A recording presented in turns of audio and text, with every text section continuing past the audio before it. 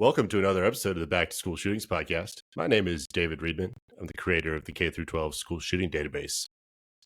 Unfortunately, while school shootings are rare, there have been enough of them that it brought together a group of school administrators who felt that they wanted to share their experiences with other educators across the country and to help them navigate the really difficult situations in the immediate aftermath and then the long-term recovery from a shooting on campus. So today I'm joined by George Roberts, the former principal of Perry Hall High School in Baltimore County, Maryland, and Andy McGill, the assistant principal of West Liberty Salem High in Ohio. And sadly, they are two principals who have both experienced shootings on campus, but now they are trying to help others through the National Association of Secondary School Principals Principal Recovery Network. George and Andy, thank you so much for joining the show. Absolutely. Thank you for having us.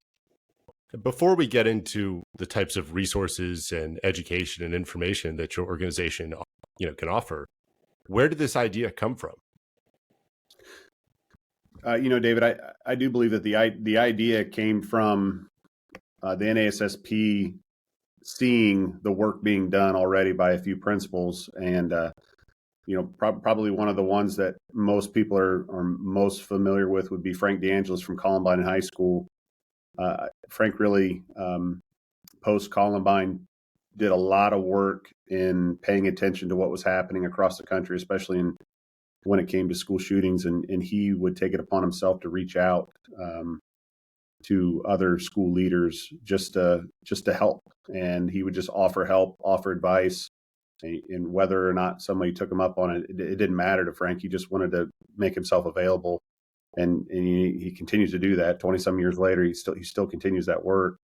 And I know that Frank obviously had opportunities to speak at the national level, and I know that's where George and Frank first came across one another, and obviously were able to share their stories with each other and make connections. And I know George had done the work prior to 2019 when the group first got together outside of DC at the headquarters there in Reston, Virginia with NASSP. And that's where it started. And there was 19 of us, I think, 20 of us in that room. And we just kind of awkwardly sat and stared at each other for a while. And, it was odd to sit around a room with a bunch of administrators who had experienced the similar things and not really knowing what to do other than we knew we wanted to help one another and help others. And so from that, several years later, it really was a labor to put together a document as a group, the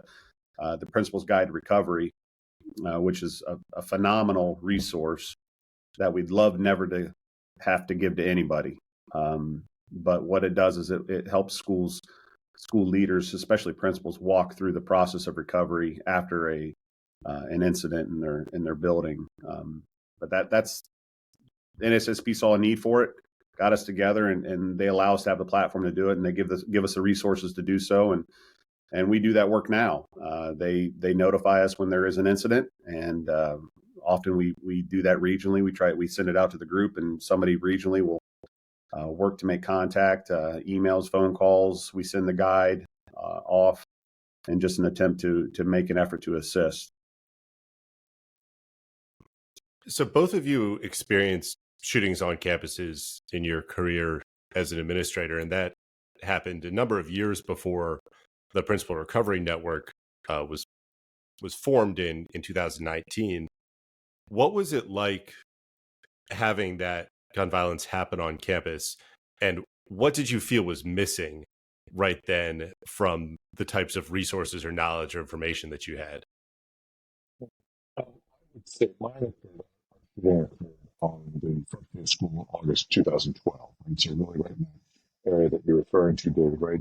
7 years before the formal formation of the Principal Recovery Network.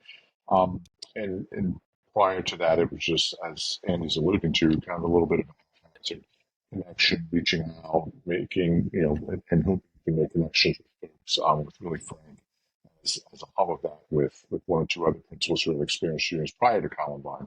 So I would say for me in that era, when it happened, it was akin to almost walking in a dark room with your hands out and you're kind of feeling for the walls, you're trying to feel for the doorknob, the way out, way through. No one had really, and no Columbine had been, 14 years prior. There certainly were protocols in place coming out of Columbine, updated protocols, but I think the leap and bound protocols occurred, I think, really once we got to Sandy Hook and beyond is really where you saw what you're seeing more today in active shooter response. So for me as a principal, what I found is really the biggest area to need, and really looking back and reflecting on it, is the communication within the school, the communication between first responders, understanding that when a situation, when you have an active shooter or a school shooter at the school, you get response from within a 20-mile radius of local, state, and federal law enforcement, regardless of whether there's jurisdiction or not. They just effectively drop what they do and they respond. So because of that, and you couple that with ambulance, fire response, and so forth, there really was, back in 2012, not a really clear communication pathway between, at least what I experienced, between the first responders. It was good, but if I'm looking back 12 years later or 13 years later, it certainly is leaps and bounds better than what it is now in terms of their training for it, their communication protocols for it, how they communicate with school personnel, with superintendents, with school-based leaders. So for me, I would say that would be the biggest area of communication. And since most of the people in the audience probably aren't familiar with the details of the shooting at your school, just very quickly, kind of what happened, where were you in the school that day? What was the incident? Yeah, so mine, as I mentioned, was the very first day of school in 2012, so late August 2012. The shooting actually occurred during the first lunch period. So what we would call our A lunch period, we have 4 lunch shifts. So it happened at 10:42. Lunch had started at approximately 10:30. So the shooter, for any number of reasons, left the cafeteria with a knapsack, went into the bathroom that's used during the lunch breaks, went into a stall, assembled a shotgun, loaded it with 2 shotgun shells, stuffed the shotgun under his shirt, and then walked back out across a small lobby into the cafeteria, and then opened fire. The first shell impacting a student probably about 10 feet away from him, about 6 to 10 feet away from him, a very close range. Luckily, that student did survive. And then the second shot went up into just above a group of students' heads, into the brick wall and into the ceiling, because of the quick action of a staff member who kind of pushed the shotgun up in the air as he was pulling the trigger. So this happened really during the heart of the day, on the very first day of school. Obviously, the protocols put in place. We went through at the time what our protocols. And again, the victim returned back to school. He was in hospital for about 2 to 3 months. Returned to school in December, and actually returned to school about 3 days prior to Sandy Hook, which occurred, I don't want to say December 14th, December 16th of 2012. So we had celebrated his return, and unfortunately, we had the national tragedy at Sandy Hook. So really, in a nutshell, that's what occurred with the shooting. And then our shooter is currently, the shooter at the school, is still in prison. He will be there, if I'm not mistaken, he will be there up until about 2035. He received roughly a 25-year sentence. He was a sophomore at the time, so he was 15. So he will be there in prison until almost 40 years old. Well, thank you so much for the background on that. And it's interesting how many of these incidents hit lots of the same characteristics. And most of those characteristics are things that are different from kind of the common narrative or the imagination of what a school shooting is. It's rarely a deranged outsider. It's almost always a current student at the school or a recently former student at the school who knows the campus very well. It's usually the kids between 14 and 18, but they could be as young as 10 or 12 or into their early 20s. It's almost always a surprise attack that starts in the school. The late morning classes to lunch period are some of the most common time periods. And then it's often in common areas like a hallway or a cafeteria. And almost all shootings begin and end in the same room or the same hallway. And more often than police stopping the shooting, a other student or other staff member is able to tackle or subdue or take away the gun. And I think that just underscores that every single person, regardless of your training, regardless of what you're equipped with, can have agency in stopping these attacks, and just bumping somebody enough that the gun fires into the ceiling can be an act that saves many people's lives. So thank you for all those details there. And then Andy, if you could just kind of briefly do the same with what happened at Sure. West Liberty Salem in Ohio and the coach's courage, if I remember. So we were January of 2017. It was a Friday morning, and our shooting happened right as the first bell rang at the start of the day. We had a young man that had come into school with a shotgun disassembled in a backpack, and then he went into the bathroom stall, and he reassembled it and loaded it. He actually had a bag of ammunition with him as well.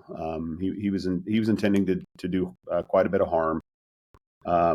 And as the bell rang, we had a young man walk into the bathroom to check his hair. He was getting ready to leave for a mock trial event, and he surprised the young man with a gun, and then he was shot twice, point blank range with the shotgun. And miraculously, did he survived? His body is still riddled with pellets. He's full of lead. But he continues to thrive and do well. He's a phenomenal young man. But once that happened, the young man went out into the hallway and shot out the classroom doors across the hall, emptied his gun, went back in the bathroom to reload it. And the young man that was shot was actually able to communicate with him. Just kind of, I think, the fact that he was still alive really, I think, caused pause for the shooter. And so the young man started to talk to him a little bit, which allowed opportunity for myself and Greg Johnson to get down to that bathroom. And then once we went in, I recognized immediately who the young man was. It was a young man that I had coached in football. I knew quite well. And once I said his name, he just said, "I'm sorry, coach." And I asked him to put his gun down, and he cooperated, thankfully, because he had reloaded the gun. And he put everything down, and then at that point in time, we were able to end the issue there. But in the meantime, we had a mass evacuation of students from the hallways, out the windows. I'd say there's some very odd similarities between George's and mine situation there. I would say the largest difference is we were very, very rural. And so we're a campus K-12 building. From kindergarten to seniors, we even have a preschool room is here in one big building on our grounds. And so it impacted, I would say, obviously our whole community because we are, our school is the hub of our community. So it is very much one school per district, and that's the way it is. But we had several hundred kids that evacuated and ran that morning. Thinking that there was a whole lot of destruction going on and their friends were dying in the building and things like that. So, that's our event. And I agree with George. The communication piece, probably for us post event in that morning,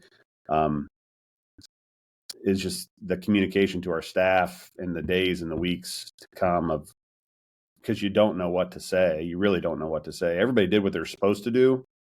And nobody died. So you can look at that event and say, what a successful day. I always tell people it's my worst case in education and my best day in education. But the trauma post event, we had no idea how to lead through that. We really, truly had no clue. And that's the difficulty. That was a great difficulty, was leading that through that. Not just for our kids, but especially for our staff and for our community as well. So that I would say that was the biggest challenge for us, is just how to communicate the process of recovery. Knowing what you know now and what you've developed for the Principal Recovery Network, what would you have done differently in the immediate aftermath in terms of communication? So right there, you made the point that a lot of students had panicked. They thought the incident was far worse than it is. I think that's something that the most common situation for a shooting on campus is a fight between students in the hallway. Somebody pulls a gun. As both of you noted, the guns came in backpacks. And from a study I've done of 1,000 weapons found on campus, almost always in backpacks, almost always concealed, people are rarely walking around with guns until they start using them. But whether it's a lockdown for a hoax or a swatting, or whether it's an isolated shooting during a fight in the hallway, and then the shooter, drops the gun and flees immediately, everybody else in the school thinks that it's the worst case scenario. Every other kid is terrified. How can you communicate to the students in those moments and in the hours after that everything is actually okay now? Well, I think recognizing that trauma is scar. It scars the brain. Like we know that now. So like I know that now, just in just going through this process and learning more about student trauma, staff trauma. I think for me personally, knowing that everyone experiences trauma differently, therefore the rate at which they are ready to recover fully is vastly different from one another. And so I think educating our staff, we had staff that were certainly they were traumatized, but they were ready to go a couple days later, 3 days later. Let's get back with these kids. Let's get, that's how they experienced it. And that's 100% okay. And then we had several staff that were not okay for a long time. And that is okay too. So I think recognizing and understanding that it looks different between person to person, that would have been helpful for me, especially in the manner in which I communicated to people, because you can't treat everyone you can't talk to everybody the same. You can't encourage everybody the same. They need encouragement differently. They need counsel differently. I think that for me, that's probably the area that I wish I had known more about post event. But I'm honestly, David, I don't know that you can. I kind of liken it to your student teaching experience. You really don't know what it's going to be like to be a teacher till you're actually a teacher. I don't know how I could learn how to communicate in a situation like that until I experienced that situation and then fully understand the ramifications of how to communicate differently to other people. And Andy, you mentioned that, some teachers were ready to come back immediately, others weren't. The same goes for students, where some students want to be, right back at the school. I did a recent interview with a parent in Madison, Wisconsin, talking about the shooting that they had on campus. And he has 3 different kids at various levels in the combined middle and high school, and how each one of the kids, one of them wanted to be back with their friends in school the next day. Another one didn't want to go back to campus for weeks. George, from your experiences, how do you message and start preparing somebody for what they need to think about in terms of reopening and stages of grief and stages of trauma? How do you guide a principal through, say, a question you get about, we just had a shooting on campus, when is it right to reopen? How do we reopen? Who needs to be there and be involved? Yeah, no, I think, well, first, when coaching principals or supporting principals do something like this, right? Most principals, and this is certainly a bit of a generalization, don't have that authority to make that decision, right? That authority rests with the superintendent of the school system and or the Board of Education. Now, what I have coached and supported is, well, do you have a seat at the table? Can you offer input? And if you do, if someone is asking you the question you just asked, David, as a principal, then then kind of walk through, obviously, what was the epidemic? Was there death? Was there not a death? And you go through these questions because, Andy brought up the 2 sides of the coin. You have those who want to come back and those who don't want to come back. So I think my advice is always to try to accommodate as many of the children as possible, and can really keep the children at the center of your decision. If there are staff who are willing and able to come back, let's say the next day, or 2 days, or 3 days, or a week later, or whatever the case may be, well, then certainly you want to welcome them back with students who are ready or feel they're ready to come back with the appropriate supports inside the building to help the adults and the children. But you need to also give accommodations and plan for the staff who aren't able to return and or the children who aren't able to return. You don't want children sitting at home by themselves, ideally, and you don't want staff really sitting at home by themselves. So you want to provide that opportunity for both of them to maybe they come in gradual entry. Maybe they come in for an hour or two a day and they work their way up. So that's kind of how I coach now, in terms of supporting principals through that. If, again, their opinion is asked for and if they have a say. Because sometimes politics will get into this, unfortunately, and sometimes there's a lot of other factors that will drive district leadership to go one way versus the other. And I would And just once that piggyback on what decision is George made said to, there. If there's superintendents listening to this right now, your principals need to have a seat at the table. They're vital at that table when it comes to these type of situations. They need to be, they have to be involved. They have a way better finger on the pulse than a district leader does. No offense to district leaders. so then building on that, Andy, when the decision is made that everybody's going to be back on campus and you're going back into your regular school days, so we're back into full-time instruction again, kind of out of that immediate period of the incidents, what are the things that you need to be thinking about with both students and staff?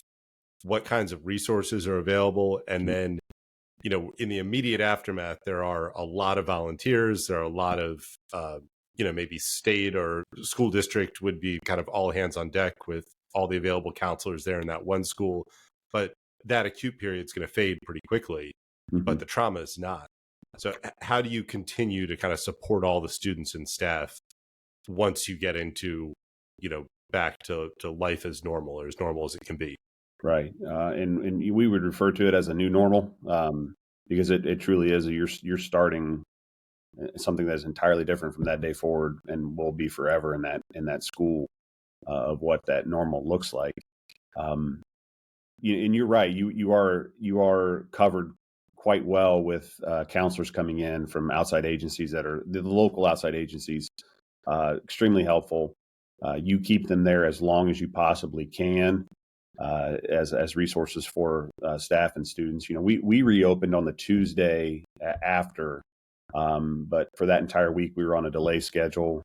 We had no more bells in the high school. We did not have bells in the high school for, even though we continued on to what would be a quote unquote normal schedule in the following week. We did not have bells that separated out the classes, because when the bell rang that morning, that's when the gunshots started. And there was so many students in the high school that were, when the bell rang, it sent shivers. And so we shut them off, and we kind of had a town crier at the end of the hallway that would say, "Time to change," and so that became the new normal for the remainder of that year. We continued to have, for us, we relied on Serve Grant money to bring an outside counselor in, because at the time for our middle school and high school, we only had one counselor. Now, we were very fortunate that both of our current school counselors came from the private sector, and so they are actually clinical counselors. And so that's a rarity, I think, in schools. We're fortunate that we have two. Both our middle school and high school counselors are clinical counselors, and they came in and became school counselors. So she was getting crushed, and that's just way too, not only with students but with staff. And so we recognized that in immediacy, and we brought one in part-time, using the Serve Grant dollars to help cover that cost. And then she's now full-time with us, and we've absorbed the cost and understand how to fund that cost. So it's important that you have additional support counseling that lasts as long as it needs to. There is no timeline for that. You use it as long as you possibly can, and as long as it is needed for your staff and your students. And therapy dogs, they love them. Therapy dogs, I don't know what it is about them, but the kids love them and the staff love them. And that was a game changer for our kids, that for sure. Those things they're a godsend. And is there a formula based on the size of the school for how many counselors you want to target, how many hours you want available per student, how many times you want each student to potentially be talking to somebody? I think George would probably agree. There's a shortage of counselors for schools. So I think there's always a need for more. At that time we were looking at for the middle school, high school, approximately 500 to 600 total kids for one counselor. And plus you're servicing the staff as well who might need it. That's an impossibility. And so, bringing in the additional one allowed for that load to be lifted from her, because the academic side of things were still going on, and so that's also a huge portion of their job. So I don't necessarily know that there's a formula or a set number that's needed. I just know that you need to have it as long as it is needed. And then, both of your stories or both of your experiences are about a shooting that's committed by a current student who's there at the school. And I think in a lot of ways that can be one of the hardest situations for students, because if it's an unknown outsider, that's an other, that's somebody that was this, evil person who came in and harmed you. But when it's somebody who's in your community, how do you talk about that person and that student with other students? Is it something where, you never bring up that student again? You give a space for people to talk about both the victims and their classmate who was the perpetrator? Are there any best practices in how you deal with the assailant also being a member of the school community? Yeah, I think it was right. This was a student who, and I suspect Andy as well, played in the rural area of the country, but certainly in the larger metropolitan area where I live. This was a student who still was with a lot of these students from kindergarten, went through elementary, middle, and ultimately to high school. Well known to the point where once everyone knew who it was, all the history comes pouring out, right? Because just though it's a big town, it's a small town. So that information, it wasn't something I planned for. It wasn't something that I structured. If children talked about it, then they talked about it. If adults talked about it, then they did. If it was part of their healing process, it was part of their healing process. There was never any marker in terms of through the healing process. If you're going to engage in a community circle or a restorative circle or therapeutic circle, multiple people, multiple kids and or adults talking, or one-on-one counseling and support, you really just follow the lead of the participants in terms of what they need and what they're saying, and you kind of respond and guide the conversation that way. I think certainly if you or your audience were kind of a fly on the wall in our network, right, and how we talk about our occurrences and our shootings at our respective locations, it's always interesting to hear how each of us refer to the actual shooter, right? Even in this conversation, right, I refer to mine as the shooter. And some people will refer my name to the shooter. Some won't even mention it.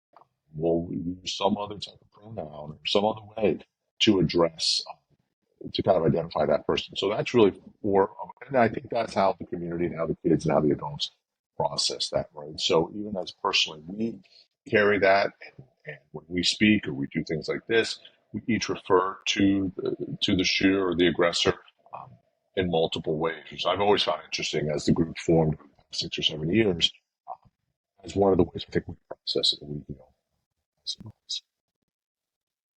And I think, we're focused right now on the pre-planned kind of indiscriminate attacks at schools.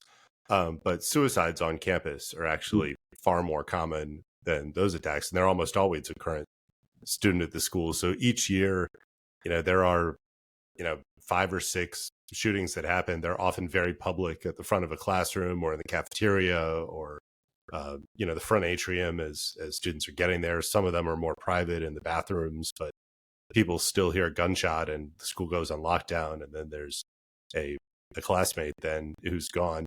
Do you have any guidance for principals, or are you engaged at all in those more isolated instances where really the shooter is the only victim, and that is a student at the school? So I feel like a lot of schools don't have a plan for, that suicide on campus or that isolated domestic violence incident on campus.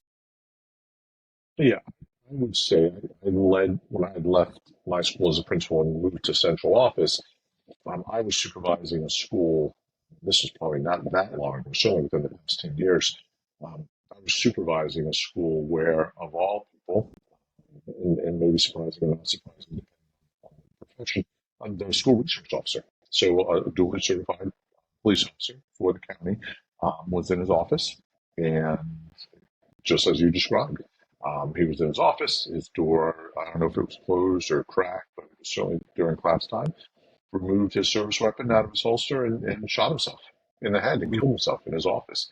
So that's exactly what, so kids heard the shot. And certainly some may have seen what had happened, the aftermath or the after effect of that. So I would say there was the response to it was very similar to what I think Andy and I or any principal or any school leader goes through in an active shooter. The net effect of that suicide, particularly by a school resource officer, but by anyone, the response was the same, right? You get the response from first responders. That really is a full-blown response. You get the lockdown situation. You may get the evacuation, whatever the response was. I think we were in active response in our school system at the time. So whatever the response pattern is, that goes into effect. But then, as Andy mentioned, right, we apply for a Project Serve grant, bringing in extra counselors, bringing in extra support, cording off that section of the building. Really, in this case, kids, I believe, came back the next day, at most 2 days afterwards. So the school wasn't closed really for that long, but we still had to prepare the same way that we prepared in reopening Perry Hall was very similar to the way we reopened that particular high school, because the trauma is still the same, right? The kids associate trauma to various sounds or various smells. And so we really had to prepare as if, no different than that officer maybe walking out in the hallway and opening fire. Though the effect isn't as severe in terms of harming or killing other people, the net effect trauma is still the same. Mm-hmm. And then we've talked about, the moments right after the shooting, the days after, the weeks once you get back to that new normal. Within your guide, you also have information about the best practices for annual remembrances or other sort of memorials or commemorations. Andy, what kind of guidance can you give to somebody around, what you do, say, a year after the shooting? Yeah, one of the things that we did, and we came about this, I think, through conversation with some other principals who had experienced similar situations. When it came to and we don't really refer to them as anniversaries. That's one of the things that a lot of people, because anniversaries typically is a happy thing. We don't ever really use that term, and but on the day of remembrance that when we had ours, we really tried to transform that into a service day. Now I will say the date at which it fell for us, it happened that day was on a Saturday the next year. So we had that Friday, the actual day before the day of the shooting, that we had a service project. So we realized that how many people really poured into our district. And so we encouraged our kids to pour back out into those various areas. So, the signs, the posters, the cards, the food, the cookies, the just everything that came pouring into our building, our kids kind of turned that around, and it became a day of service. And so, and that it wasn't mandatory.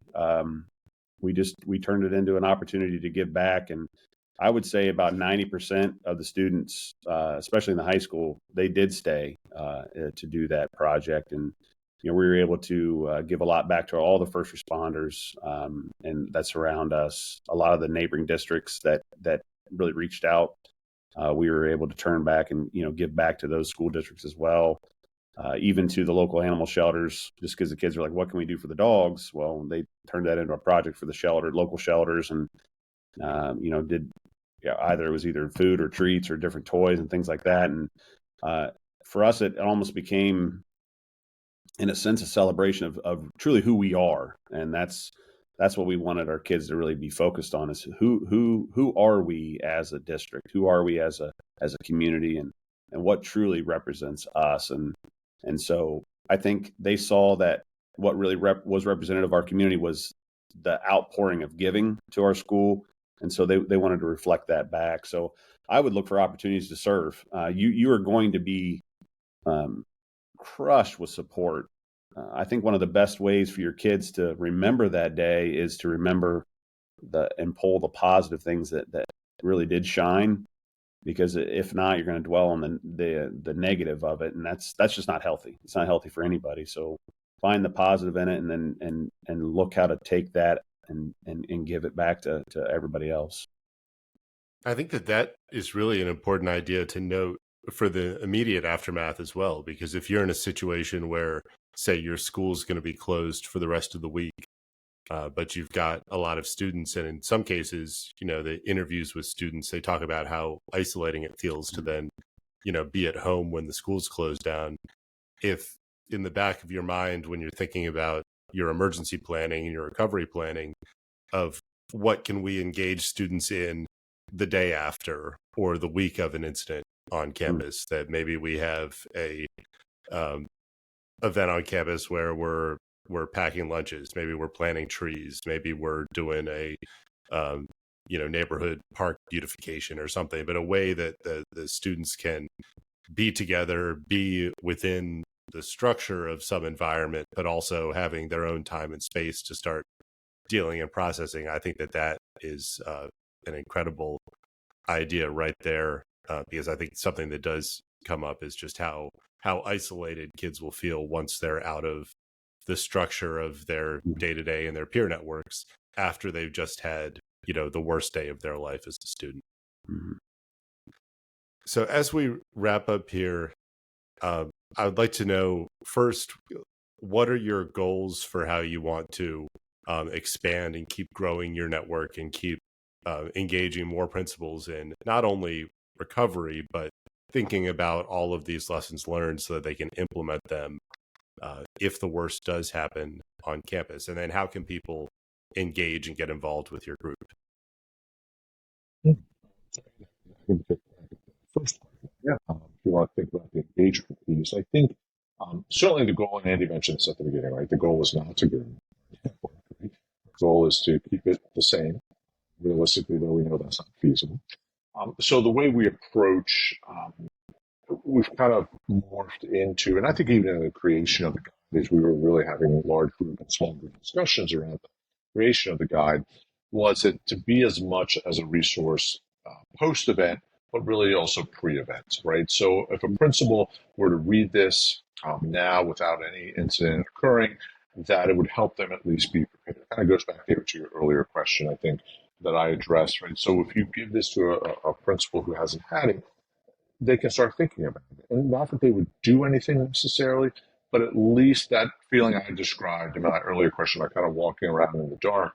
Had I had this guide, or someone presented it to me or shared a link to me and I had read it, just even casually read it, it was written in a way that really is only about 15 pages and it's not dense material. The content is heavy, but the actual reading of it is not heavy. So it really can be read in no kidding, 15, 20 minutes, if not in full detail. And that's by design. So I think one of our goals is to really get it out to folks, right? So your opportunity in reaching your listeners and your viewers, getting it out on the mainstream media, whether it's a Newsweek, some type of New York Times type covered the article, but even down to the more local media, whether social media or network media, you name it. So our goal is always to take advantage of these opportunities that yourself and other journalists provide to really spend time in saying, hey, we're here, right? And we're here, and we're willing not only to support, but also maybe help you think about how do you prepare? What is in your emergency plan? How do you write your emergency plan? What are some things you should consider in your emergency plan, worst case scenario? You can build in a lot of these things that where Andy and I and many in our groups kind of just felt our way through. This really does provide a framework. So I would say those are kind of some of our goals. I'll hand Andy in terms of how folks can engage with us or reach out to us.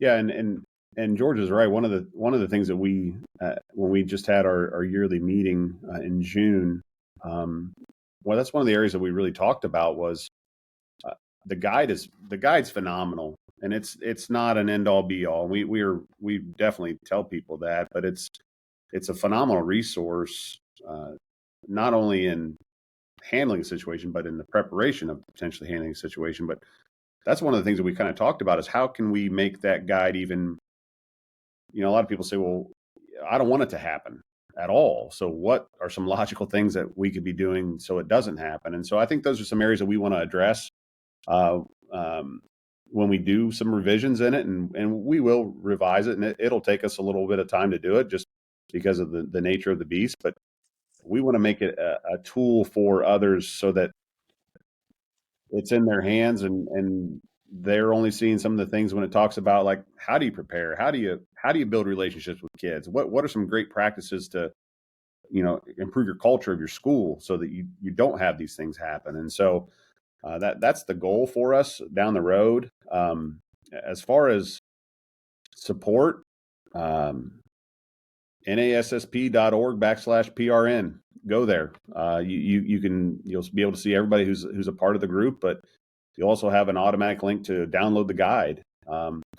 It's not a financial support; it's a support. It supports our work if you read it, and that would mean a lot to us. I know it would mean a lot to me. I know it would mean a lot to George if you just read the work, so that we knew it was being used and utilized the right way. And so that's a great way to support. Nobody does this for money. I can tell you that much. Nobody does it for money. So we're not looking for that kind of support. We do this because we're passionate about the topic, because we do not want more people in our group. We just do not. And that's not because we're trying to be exclusive, which is, I don't want this to happen to other people. I just don't. It's awful. I just don't want it to happen to other people. Well, as you mentioned, the guide is available for free. I've got a link to it in the show notes. There's also a link to the Principal Recovery Network website. It's part of the National Association of Secondary School Principals. I want to thank you both for all of your time today. George Roberts is the former principal of Perry Hall High in Baltimore County, Maryland, and Andy McGill is the assistant principal of West Liberty Salem High in Liberty Salem, Ohio. So thank you all so much for your time. I hope that nobody else joins your club this year, but if the worst does happen, they can reach out to you, and hopefully absolutely their worst day can be a little bit better than worst days in the past were. Thank you for this opportunity. Thank you, David. All right, take care.